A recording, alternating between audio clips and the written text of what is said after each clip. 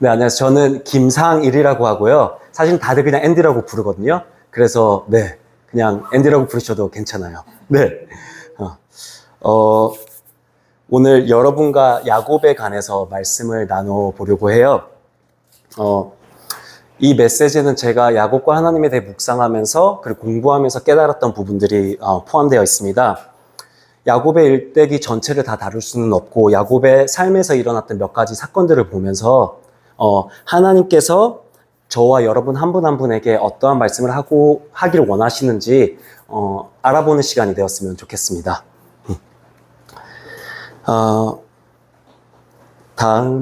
네, 오케이. 네. 그리고 disclaimer. 네. 제가 한국어로 설교하는 게 딱 1년 만이에요. 그래서 말이 조금 많이 꼬일 수도 있거든요. 네. 양해 부탁드립니다. 네. 지도가 나와 있는데요. 작아서 잘 보이지는 않으실 수도 있는데, 재밌는 지리적 사실 하나만 소개하고 넘어가려고 해요. 지도를 보시면 야곱이 형 에서의 분노를 피해서 브엘세바 땅에서 머물다가 그 하나님을 처음 대면했던 베델을 거쳐서 하란 땅까지 가요. 이게 대략 1000킬로 정도 되는 여정인데, 하란 땅이 지금 어느 나라인지 아실까요? 혹시? 네, 트르키예요. 트르키의 남쪽, 동쪽, 남동부에 있는 시리아랑 국경을 접하고 있는 곳이 하란 땅이거든요. 2023년 2월에 큰 지진이 나서 공식적으로는 5만 명, 그리고 비공식적으로 10만 명이 사망한 사건이 있었어요. 거기에 직격탄을 받았던 곳이 하란이기도 해요. 네. 저희가 종종 성경을 읽을 때 옛날 옛적에, 그리고 저희랑 상관없는 먼 나라에서 일어난 이야기라고 생각하기가 쉽잖아요.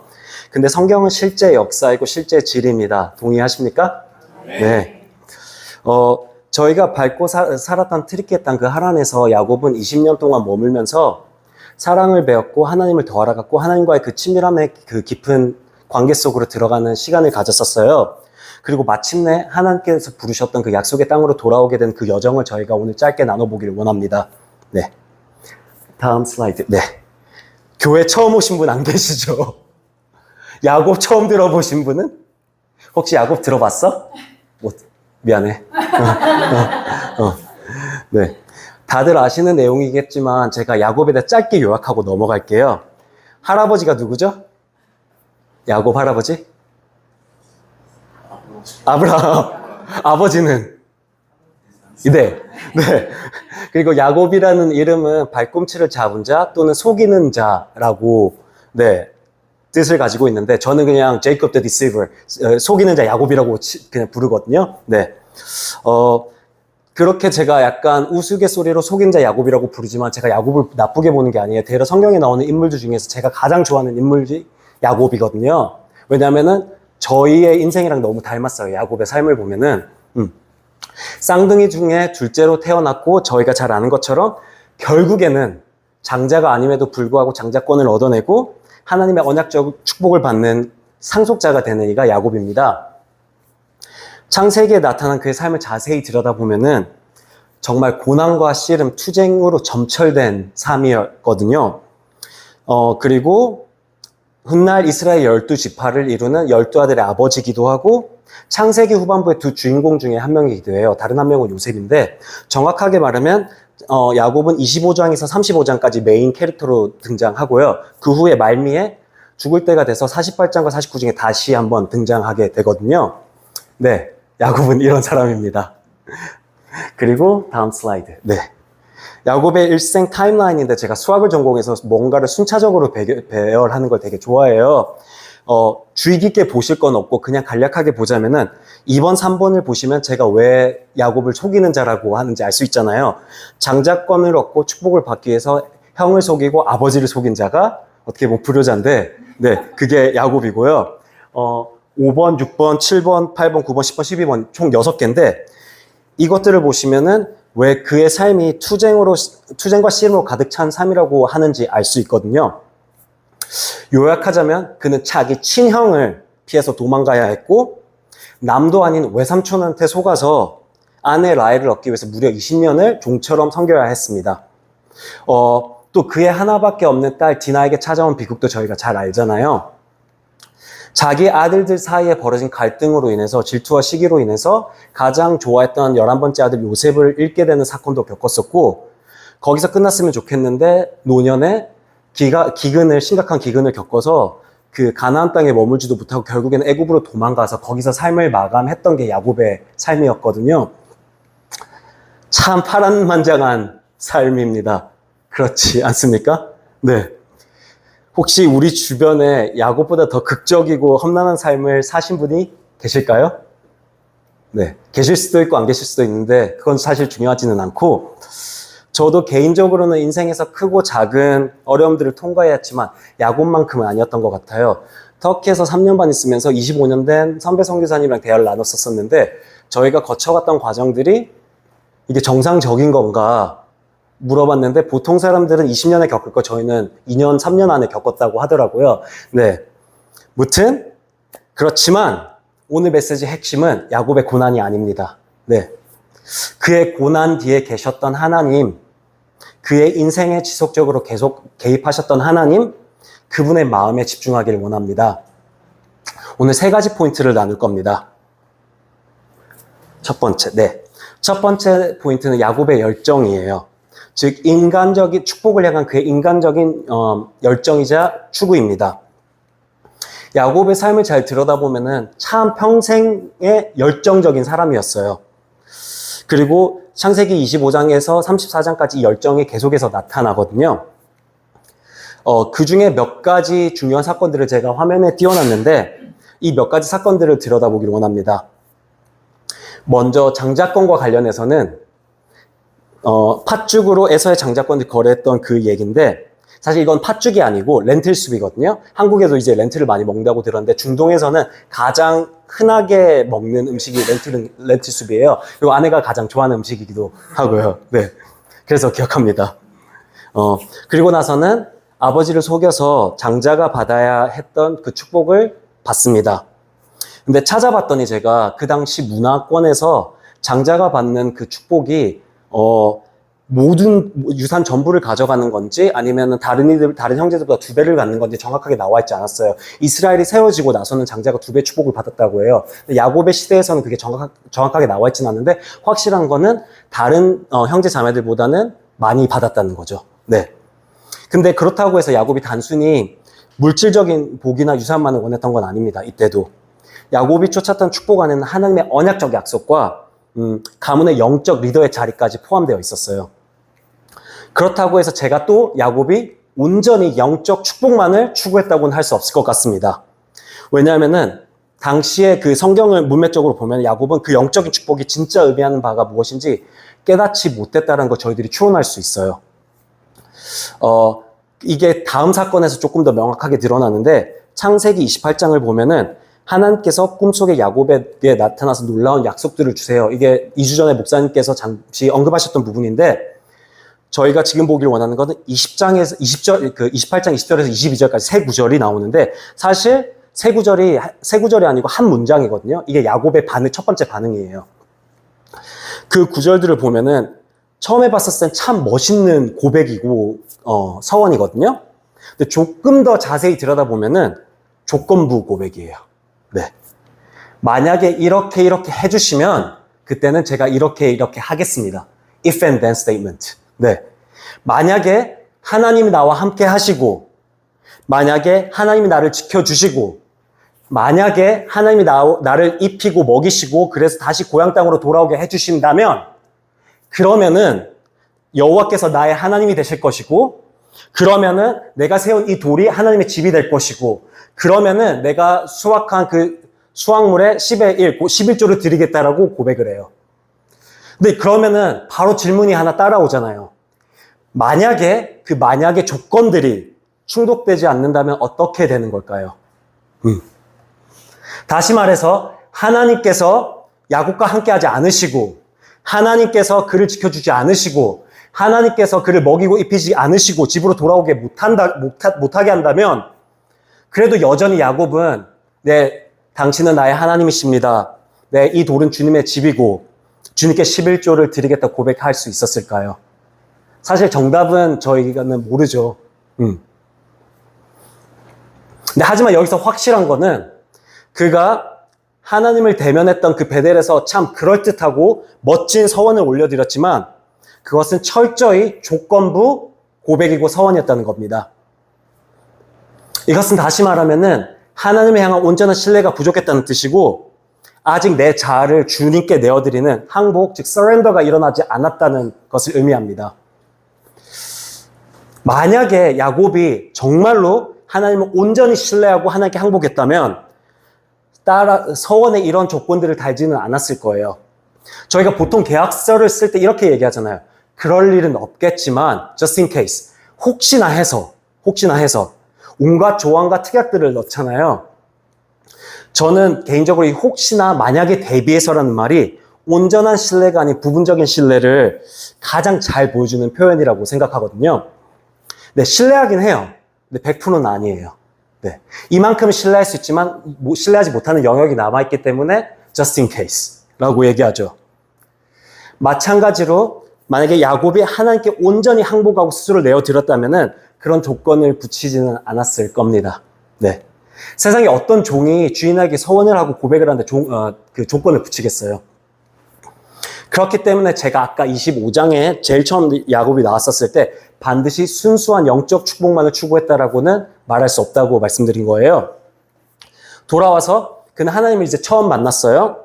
그리고 약속을 받아서 너무 흥분하고 기뻤습니다. 열정이 넘친 나머지 정말 멋진 소원을 올렸지만 정작 본인은 그것이 조건부라는 사실을 깨닫지 못하고 있었어요. 만약 인지했다라면 온전히 항복을 할 준비는 되어 있지 않았다는 상태겠죠. 열정은 분명히 있었는데 아직은 미숙한 열정이고 미숙한 믿음이었던 거죠. 저희들은 어떻습니까? 저희는 얼마나 조건을 달면서 주님께 기도를 합니까? 하나님 만약에 이거 해주시면 그때 제가 주님을 따를게요. 이 조건들이 다 갖춰지고 상황과 환경이 준비되면은 그때는 제가 순종해서 갈게요.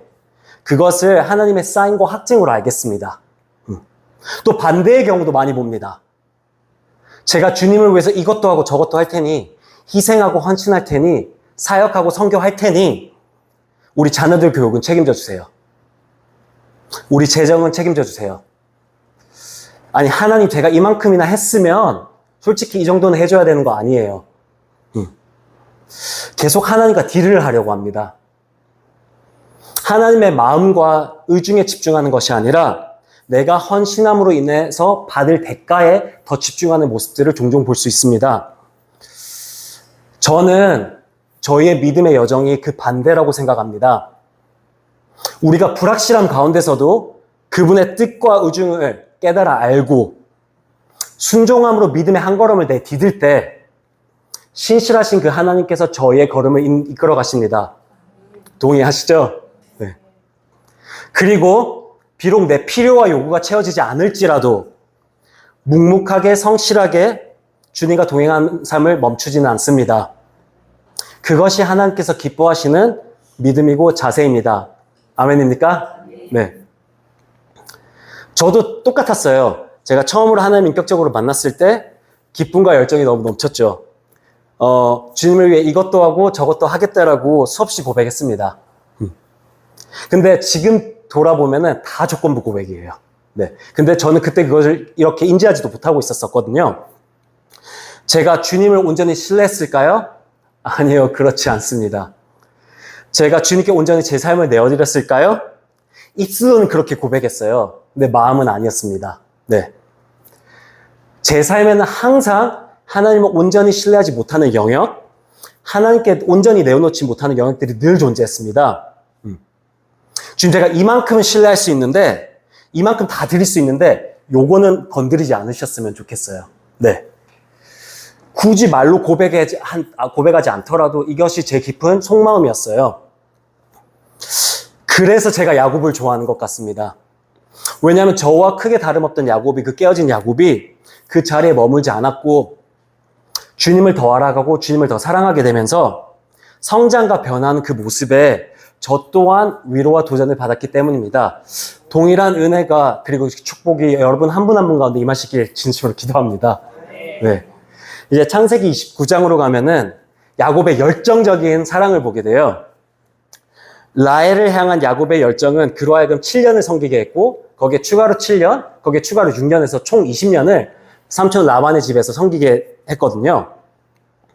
그리고 야곱의 열정은 인내하는 수고로 이어졌고 그가 포기하지 않고 인내했던 것은 훌륭하지만 그 동기는 여전히 하나님이 아닌 다른 무언가, 즉 라헬을 향한 사랑이었습니다. 저도 스스로에게 물어봤어요. 은비랑 이렇게 있을 때 제가 제 아내를 얻기 위해서 월급 한 푼 받지 않고 7년 동안 종처럼 일해야 한다면 어떨까 고민을 대답을 잘해야 하잖아요. 네. 7년 정도는 현실적으로도 가능할 것 같아요. 근데 거기에 추가 7년 얹어서 14년. 그때 제가 침묵을 했거든요. 네. 목사님 어떠세요? 저는 솔직히 쉽지는 않을 것 같습니다. 야곱은 사랑에 있어서 이렇게 열정적인 사람이었는데 그 사랑의 대상은 안타깝게도 하나님이 아니었습니다. 시간을 조금 더 앞으로 더 돌려보겠습니다. 창세기 32장입니다. 이제 그는 삼촌 라반의 집을 떠나서 고향 가나안으로 떠날 준비를 하고 있어요. 형 에서와 대면하기 바로 직전의 상황입니다. 밤에 그는 분일에 홀로 남겨졌습니다. 그리고 그때 하나님께서 다시 그에게 나타나세요. 그는 밤새도록 하나님과 씨름했고 저희가 잘 아는 것처럼 하나님께서 자신을 축복하실 때까지 결코 그분을 놓지 않았어요. 여기서 우리는 다시 한번 야곱의 끈질긴 열정과 집념을 보게 됩니다. 대단한 양반이에요, 진짜로. 근데 이 32장에 나오는 야곱은 이전과는 조금 다릅니다. 이때 그가 추구했던 축복은 25장에서 장자권을 얻기 위해서 추구했던 축복과는 분명히 달랐습니다. 왜냐하면 지난 20년 동안의 야곱은 하나님을 여러 차례 경험했고 하나님과 동행하는 삶을 살았기 때문입니다. 그는 하나님이 어떤 분이신지, 그분을 구하고 찾는다는 것이 무엇인지, 창조주 하나님께 복을 받는다는 것이 어떤 의미인지 이전보다 훨씬 더 깊이 깨달았던 겁니다. 그래서 그는 지금 단순히 세상의 물질적 축복을 구하고 있는 게 아니라 창조주이신 하나님, 내 아버지 되신 하나님의 그분 그 자체의 축복을 구하고 있습니다. 그래서 하나님께 간절히 매달리고 있는 거예요. 창세기 25장에서 32장, 8장에 걸쳐서 나오는 야곱의 모습을 보면은 처음에는 이기적인 욕망에서 시작했던 그 야곱이 하나님을 향한 깊은 갈망으로 나아가는 야곱의 성장 과정을 보여줍니다. 저희들의 열정 또한 이렇게 자라나고 더 성숙해졌으면 좋겠습니다. 처음에는 물질적인 축복, 사람들의 인정, 명예, 성공 같은 세상적인 기준과 가치관들을 향한 열정에서 시작했다 할지라도 이제는 하나님을 향한 깊은 갈망으로 하나님의 나라에 동참하려는 간절한 소망으로 그리고 예수님께 더 가까이 나아가서 그분을 더 닮아가고 그분의 성품을 더 닮아가는 그러한 삶을 그렇게 성숙해지기를 진심으로 축원합니다. 네. 두 번째 포인트입니다. 이제는 하나님의 관점이에요. 여호와의 열심, the zeal of the Lord. 하나님께서 어떻게 야곱의 삶을 끝까지 추적하시고 신실하게 개입하셨는지 조금 들여다보길 원하는데요. 사실 이 부분은 명확하게는 성경에 나와 있지는 않습니다. 하지만 몇 가지 중요한 사건들을 통해서 저희가 충분히 발견하고 추론할 수 있습니다. 제가 수학이랑 통계학을 전공했어요. 그래서 추론하는 걸 되게 좋아하거든요. 네, 시간을 다시 조금 뒤돌리겠습니다. 20년 정도 뒤로 갈게요. 창세기 28장으로 다시 가보겠습니다. 베델에서 야곱이 꿈을 꾸고 하나님을 만나는 그 순간이에요. 저희가 사실 꿈에 대해서 한번 생각해 보셨어요? 네. 저는 날마다 꿈을 꾸거든요. 네. 근데 저희는 스스로의 꿈을 통제할 수 없습니다. 혹시 스스로의 꿈을 통제할 수 있는 분 계신가요? 내가 이거 원하면 이거 꿀 거야. 없잖아요. 네. 물론 예외적으로 어떤 생각을 너무 몰두해서 계속 밤낮으로 하다 보면 그 꿈에 나타나는 경우도 있지만 일반적으로 통상적으로 저희는 저의 꿈을 통제할 수 없습니다. 네. 이 사실이 그러면 저에게 말해주는 건 야곱의 꿈속에 나타나시기로 결정하신 분이 하나님이시라는 겁니다. 야곱이 아무리 하나님을 만나기를 갈망하고 원했다 할지라도 결국에 그에게 응답하시고 나타나기로 결정하신 분은 하나님이셨다는 겁니다. 동의하십니까? 네. 그곳에서 하나님은 이렇게 말씀하세요. 나는 여호와니 너의 조부 아브라함의 하나님이요 이삭의 하나님이라. 자신을 소개하시고 이렇게 아브라함과 이삭이 주셨던 그 영적 축복을, 언약을 다시 확인해 주십니다. 그리고 거기서 멈추지 않으세요. 새롭게 뭔가를 추가해 주세요. 15절에 나와 있는데요. 내가 너와 함께 있어 내가 어디로 가든지 너를 지키며 너를 이끌어 이 땅으로 돌아오게 할지라. 내가 내게 허락한 것을 다 이루기까지 너를 떠나지 아니하리라. 여러분, 이게 여호와의 열심입니다. 하나님 그분 자신의 기준과 주권적인 뜻으로 야곱을 아브라함과 이삭을 잇는 언약의 상속자로 선택하셨습니다. 야곱이 쟁취해서 된 게 아니에요. 하나님께서 그분의 주권적인 뜻으로 야곱을 선택하셨다는 겁니다.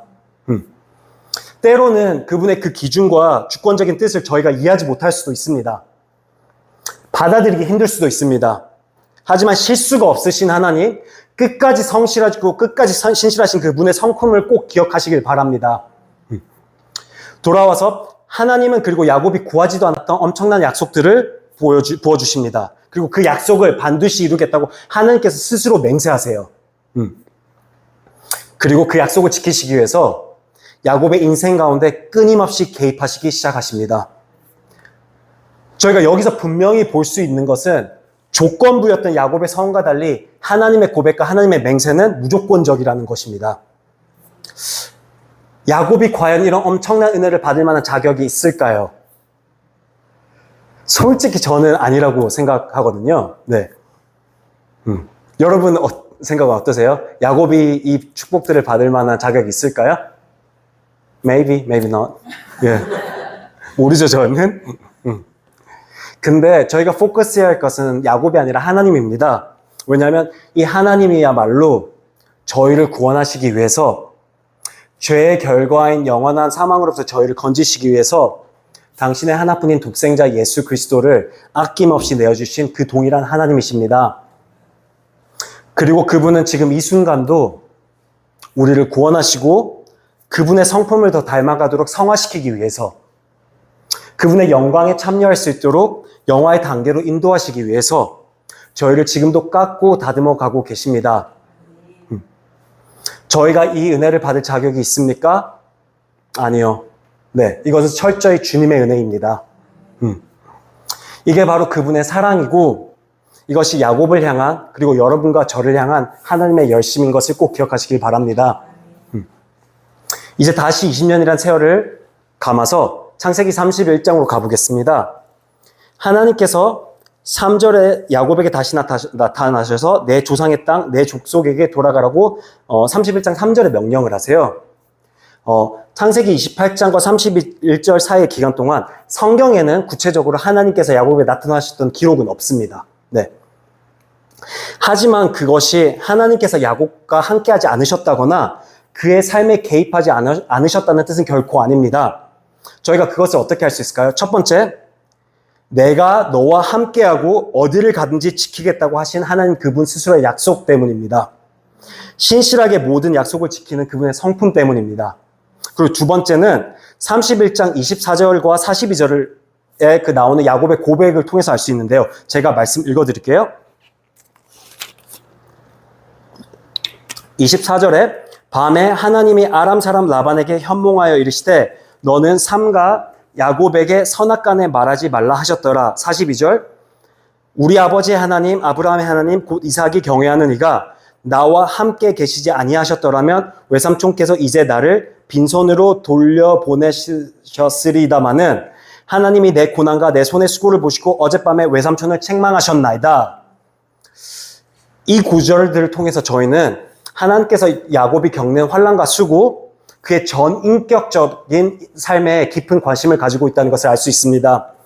그리고 하나님은 지난 20년 동안 야곱에게 하신 약속을 신실하게 지키셨고 그의 삶에 개입하셨고 그의 모든 필요를 채우셨습니다. 왜냐하면 그렇지 않았다면 야곱이 이렇게 고백하지 않았을 거니까요. 동의하십니까? 네.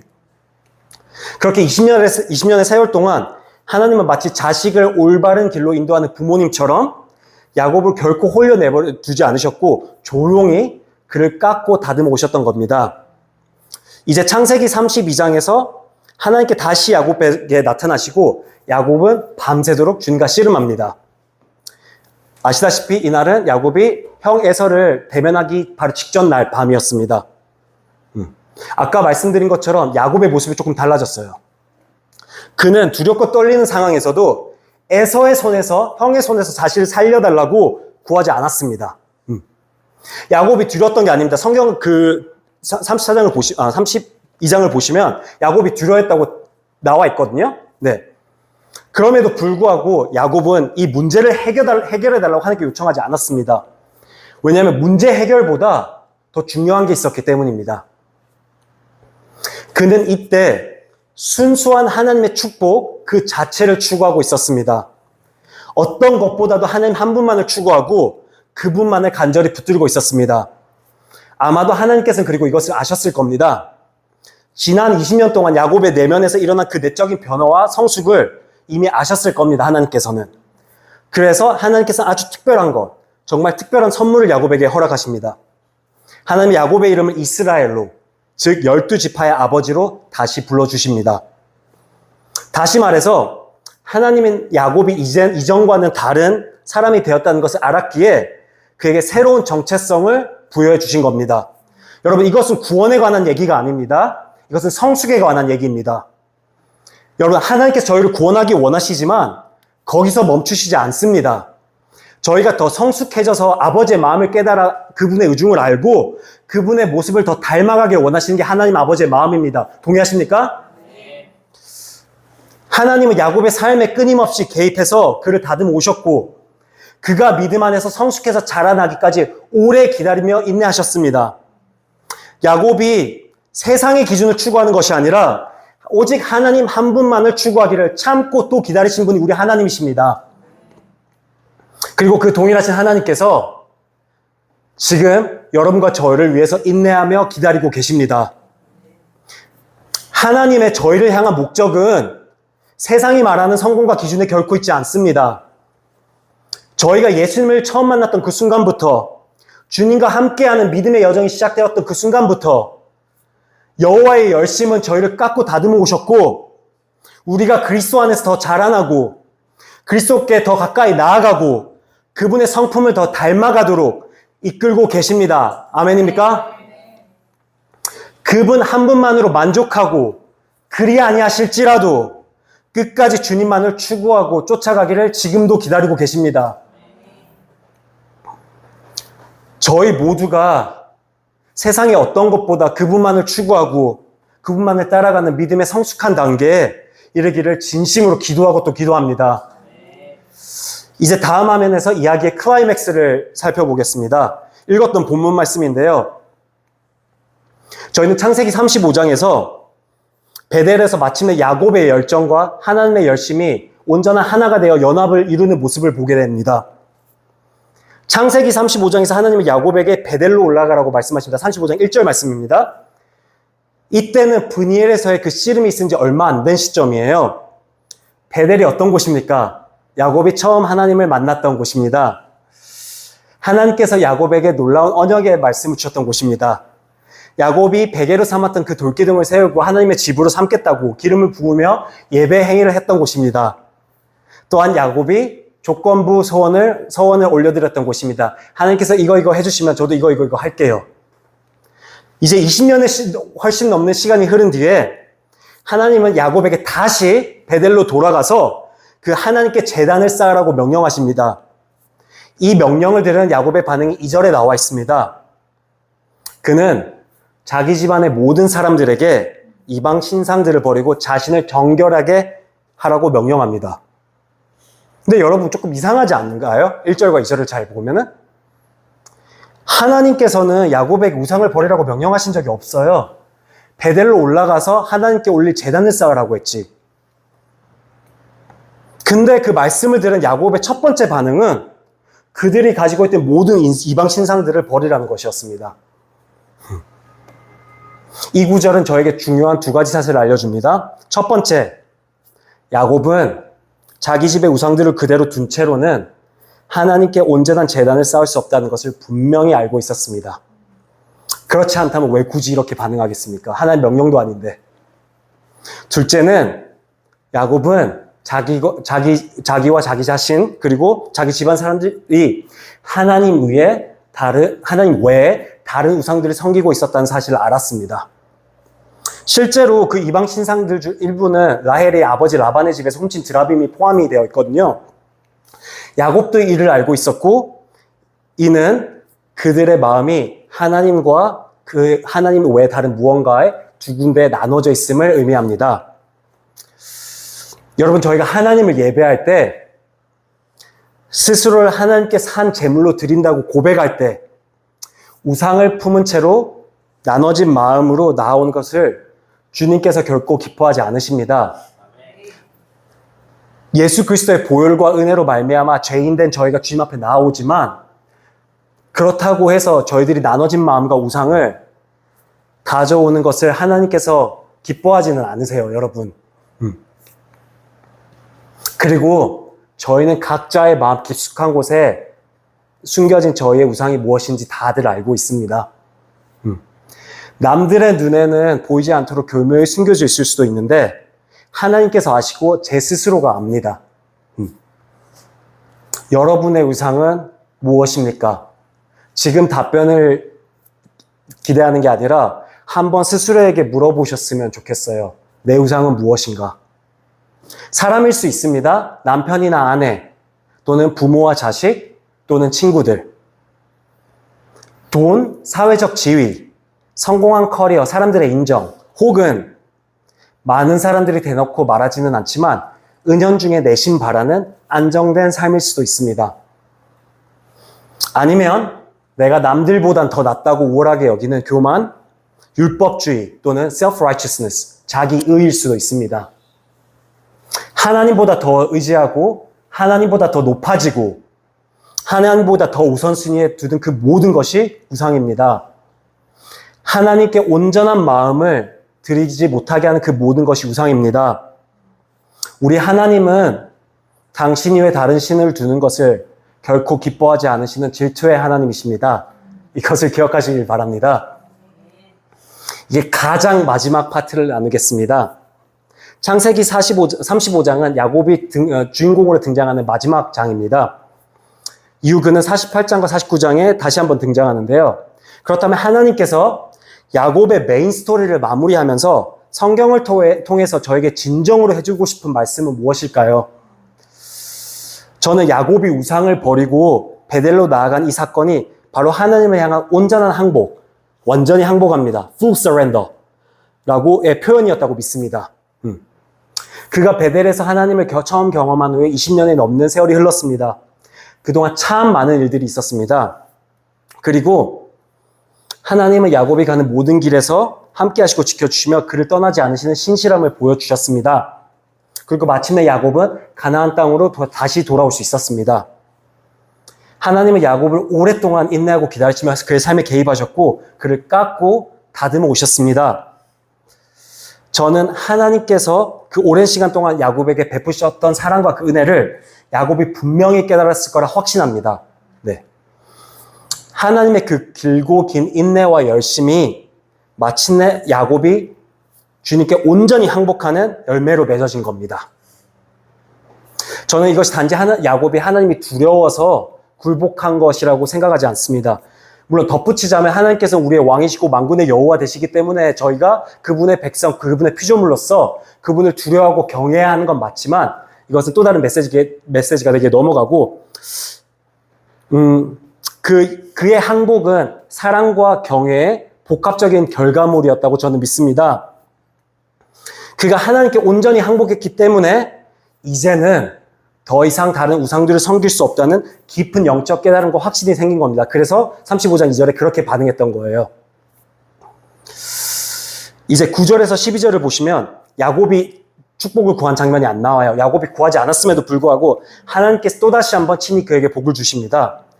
그의 이름을 이스라엘이라고 재확인해 주시고 언약의 약속들을 다시 한번 부어주십니다. 그리고 이 순간 야곱의 열정과 하나님의 열심이 다시 한번 하나로 연합되는 아름다운 순간을 저희들이 볼 수 있습니다. 한때 이기적이었고 조건부였던 그 야곱의 열정이 이제는 여호와의 열심과 그분의 뜻과 우중을 알고 그것에 철저하게 정렬되고 하나가 된 겁니다.